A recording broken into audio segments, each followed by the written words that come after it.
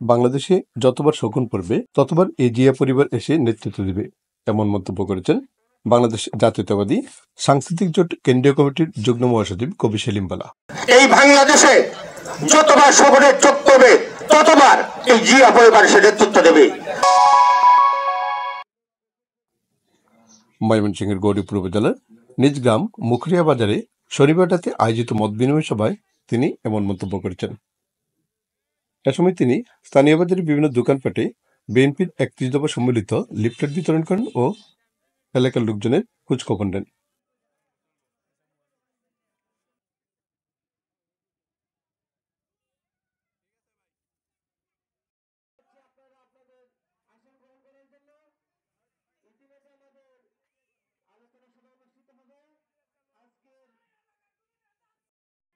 পরে তাকে এলাকাবাসী ফুলেল শুভেচ্ছা বরণ করে নেন।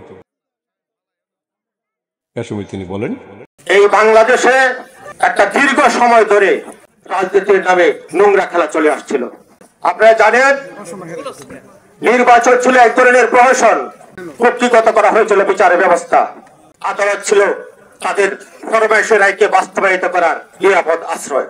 সর্বস্তরে ছিল দুর্নীতি, মানুষ হারিয়েছিল তার কথা বলার অধিকার, লুণ্ঠিত হয়েছিল গণতন্ত্র। দেশের এই দুঃসময়ে বিএনপির সকল নেতাকর্মী তথা গণতন্ত্রকামী মানুষকে সময় উপযোগী দিক নির্দেশনা দিয়ে এগিয়ে নিয়ে আসলেন তারুণ্যের অহংকার, লক্ষ কোটি মানুষের প্রিয় নেতা দেশনায়ক তারেক রহমান।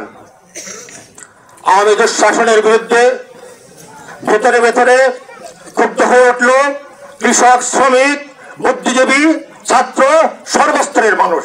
একটা ন্যায্য দাবিকে সামনে নিয়ে কোমল মতো ছাত্ররা, আমাদের সন্তানরা রাস্তায় নেমে এলে তাদেরকে যখন গুলি করা হলো, তখন একসাথে বারোদের মতো চলে উঠল সমগ্র বাংলাদেশ। শেখ হাসিনা বাংলাদেশ ছেড়ে পালালো। ইতিহাস হলো 2024 জুলাই বিপ্লব। বাঙালি বীরের জাতি, এই জাতি কখনো অন্যায়ের কাছে মাথা নত করেনি। সেই 1952 ভাষা আন্দোলন, 69 গণঅভ্যুত্থান, 71 স্বাধীনতা সংগ্রাম, 90 স্বৈর শাসক বিরোধী আন্দোলন এবং 2024 জুলাই বিপ্লব।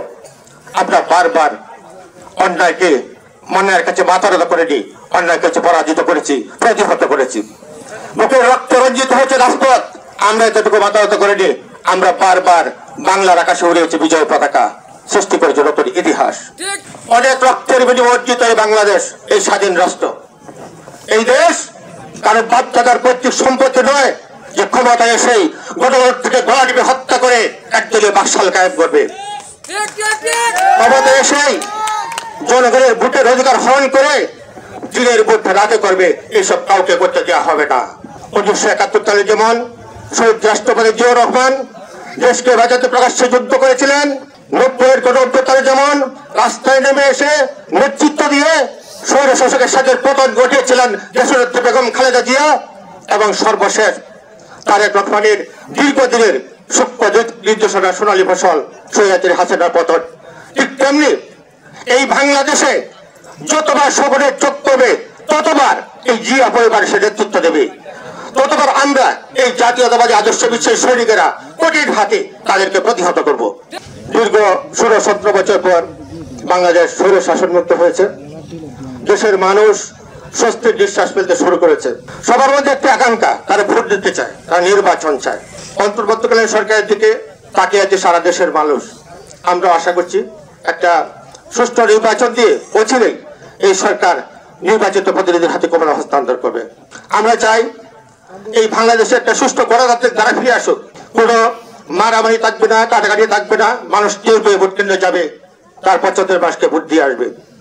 তিনি নিজেকে বিএনপির মনোনয়ন প্রার্থী হিসেবে ঘোষণা করেন। আপনারা জানেন, অতীতে আরো কয়েকবার আমি সংসদ নির্বাচনের জন্য প্রস্তুতি নিয়েছিলাম, কিন্তু আওয়ামী লীগ সরকার তো নির্বাচন রাখেনি। যাই হোক, আগামী জাতীয় সংসদ নির্বাচনে ময়মনসিংহ 3 গৌরীপুর আসন থেকে আমি তাদের শীর্ষের মনোনয়ন প্রত্যাশা করছি। অনুষ্ঠানে ময়মনসিংহ উত্তর জেলা ছাত্র দলের যুগ্ম সাধারণ সম্পাদক নুরুজ্জামান সোহেল বলেন, কিছু বিভেদ কিন্তু সৃষ্টি হয়েছে, বিশেষ করে গ্রামীণ পর্যায়ে, মানে গ্রাম অঞ্চলে এই প্রতিহিংসাটা চলছে আর কি। একজন মানুষ দীর্ঘদিন আওয়ামী লীগ করেছে বা ভোট দিয়েছে, কিন্তু সে কোনো অন্যায় করেনি। দয়া করে আপনারা কোনো ভাবেই একজন নিরপরাধ মানুষকে কষ্ট দিবেন না।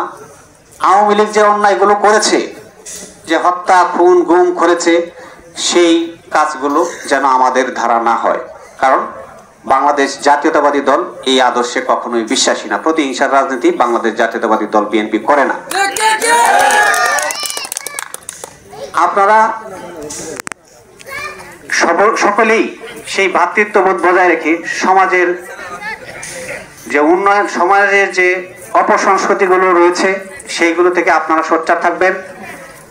ভাই ভাইয়ের প্রতি আন্তরিকতা, এই আন্তরিকতার অনেক জায়গায় ঘাটতি রয়েছে।